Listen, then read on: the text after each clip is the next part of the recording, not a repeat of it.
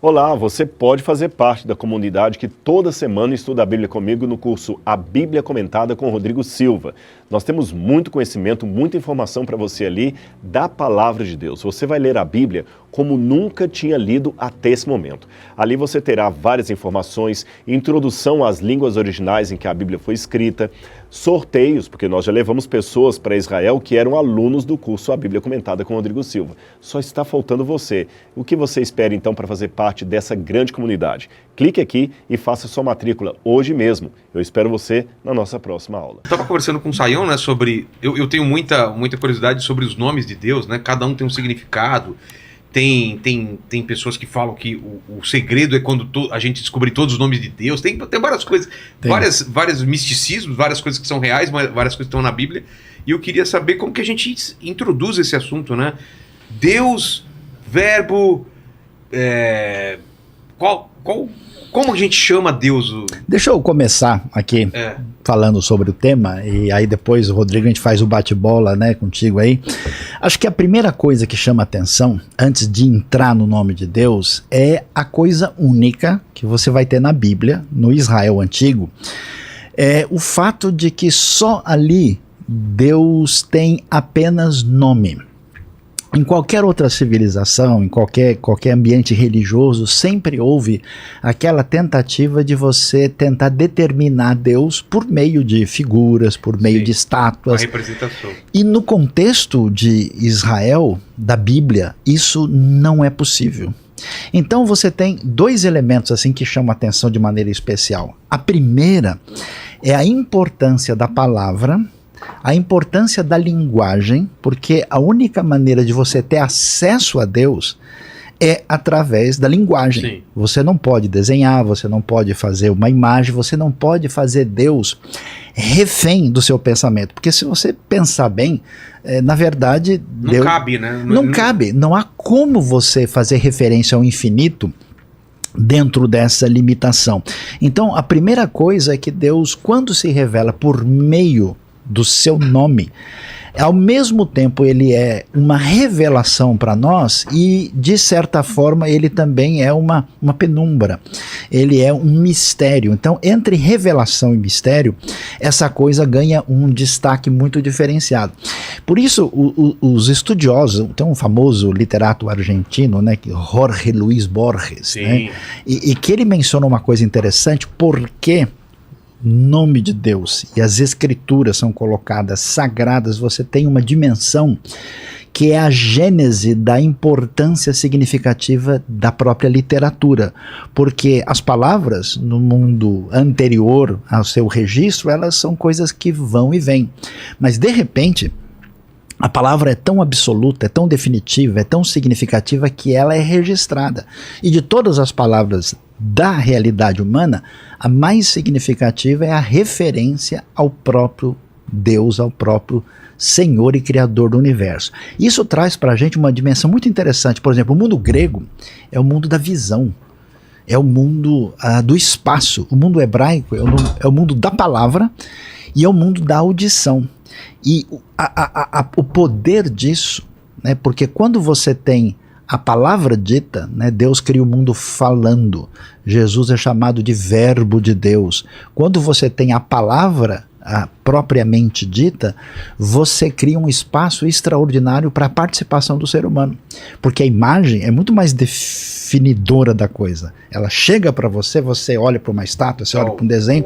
Uma imagem vale mais do que 1000 palavras. Então vale. Mas é que é mentira, você usou palavras para dizer isso. Então, né? Vale no sentido que eu acho que ela domina muito mais a mente. A linguagem, ela exige que você seja um sujeito ativo na história. É um código. Se você não sabe decodificar esse código, então, você já não tem acesso a ela. Mas você é um convite à interpretação. Sim.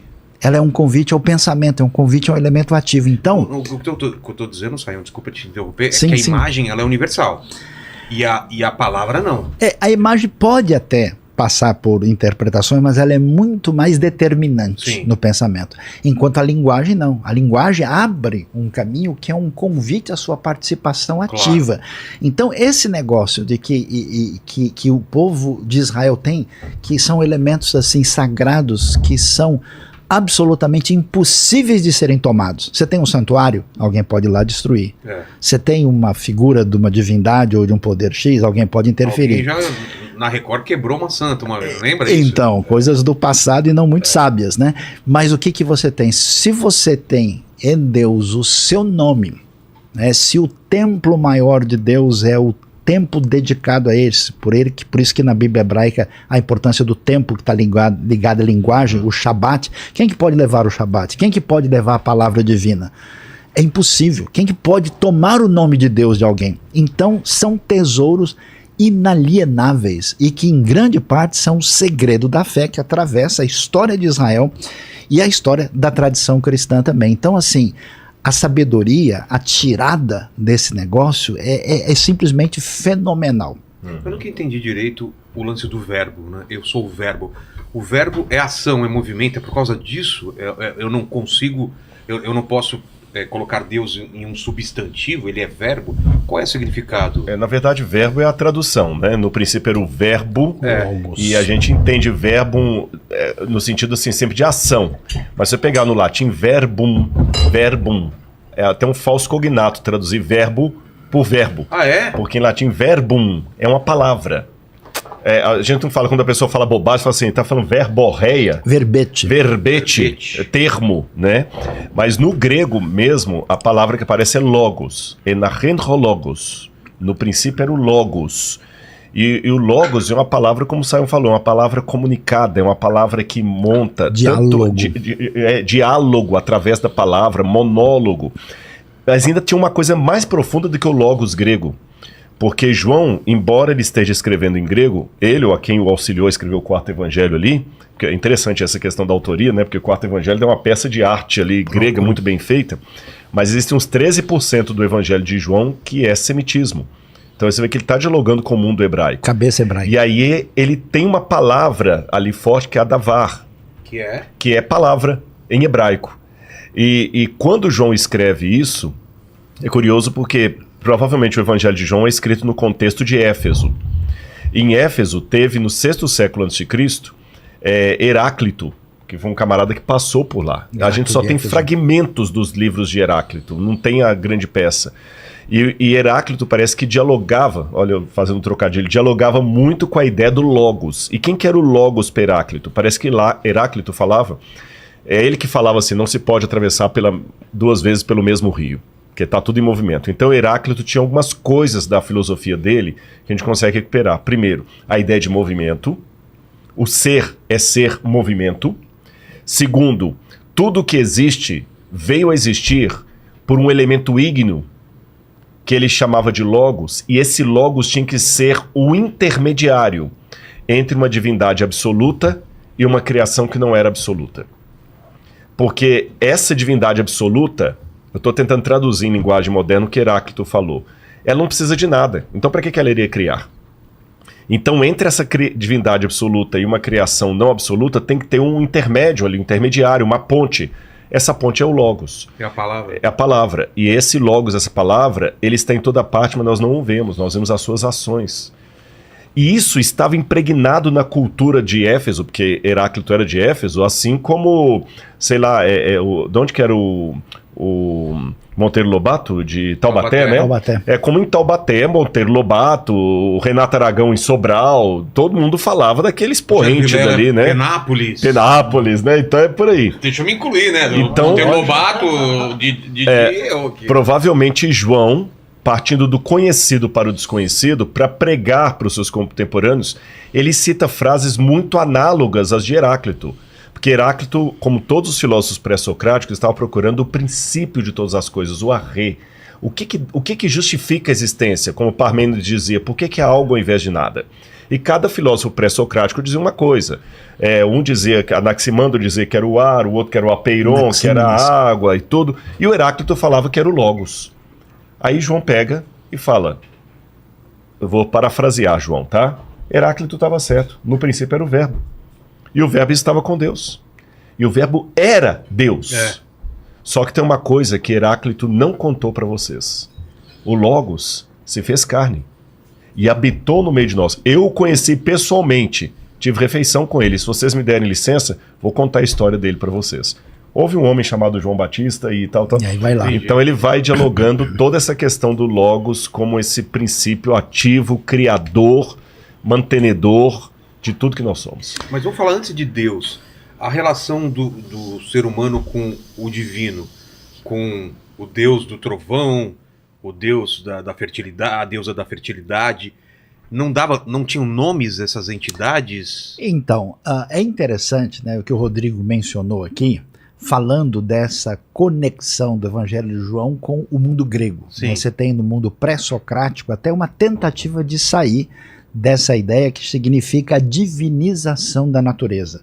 Quer dizer, você vê as forças da natureza, Claro. e não entende o que está acontecendo, está caindo o trovão, é o Zeus que está jogando o raio lá do Monte Olimpo. Mares, do Poseidon. Então, esse pensamento animista e politeísta é assim comum em grande parte das diversas comunidades humanas através da história.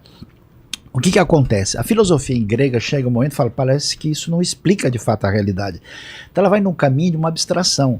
E essa ideia é o seguinte, qual que é a referência que justifica a diversidade do mundo? E eles vão em busca desse arre, desse logos, Sei. tal, para estabelecer essa realidade.